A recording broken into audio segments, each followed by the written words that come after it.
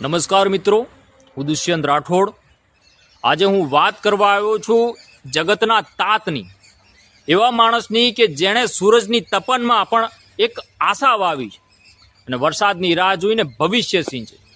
પણ અફસોસ એ વાતનો કે આ વખતે મેઘ તો આવ્યા પણ મહેરબાન બનવાને બદલે મહાકાલ બની ગયા।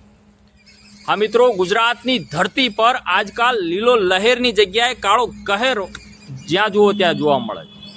જ્યાં ક્યારેક હરિયાળી ઝળહળતી તો ત્યાં આજે પાણીના પ્રવાહે ખેતરો નથી ધોયા સાહેબ, પણ ખેડૂતની આશાઓને ધોઈ નાખે સાહેબ। જેણે આપણે જગતનો તાત કહીએ છીએ ને, એ કોઈ ઉપાધિ નથી, એ આપણા રોટલાની એક આશા છે, એક રક્ષા છે। મિત્રો યાદ રાખજો કે જેટલી જરૂર દેશને એક સિપાહીની, એક જવાનની છે, એટલી જ જરૂર એક ખેડૂતની છે। એટલે જ તો આપણે બધાએ જગતનો તાત એટલે કે કિસાનને કહ્યું, કારણ કે જવાન સરહદે લડે છે દેશ માટે, તો મારું કિસાન લડે છે આ ભૂમિકા માટે। પણ હમણાં તો એ ધરતીનો દીકરો તૂટ્યો છે સાહેબ, હારી ગયો છે। મેઘરાજા, તને અમે બાપ કહ્યો છે, પણ તું તો હવે સંતાનને જ ડૂબાડવા બેઠો, તું ખવડાવનારાને જ ખાવા બેઠો। મિત્રો હવે ખેડૂતોને સહાનુભૂતિ નહીં જોઈએ, પણ સહાય જોઈએ। તેમને આશ્વાસન નહીં, પણ એક આધાર જોઈએ।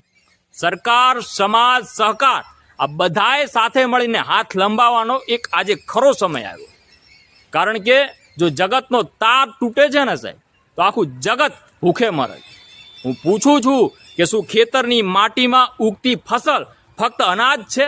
ના સાહેબ, એ ખેડૂતના સપના છે, એના દુધિયા સંતાનોનું એક ભવિષ્ય છે, એના જીવતરનો એક વીમો છે।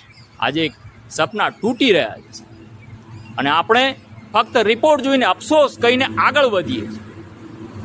પણ મિત્રો આ અફસોસ નહીં, એક અણસમજ છે। મેઘરાજા, તારી પાસે વાદળ છે, પણ મારા આ જગતના તાત પાસે એક હૃદય છે। તું વરસે તો જીવન બને, પણ તું તોફાન લાવે તો જીવન હરામ થઈ જાય।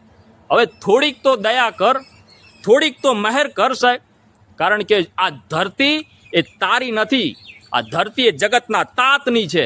એટલે જ તો એને દુનિયાએ જગતનો તાત કહ્યું છે। જય જવાન, જય કિસાન, જય જગતના તાત।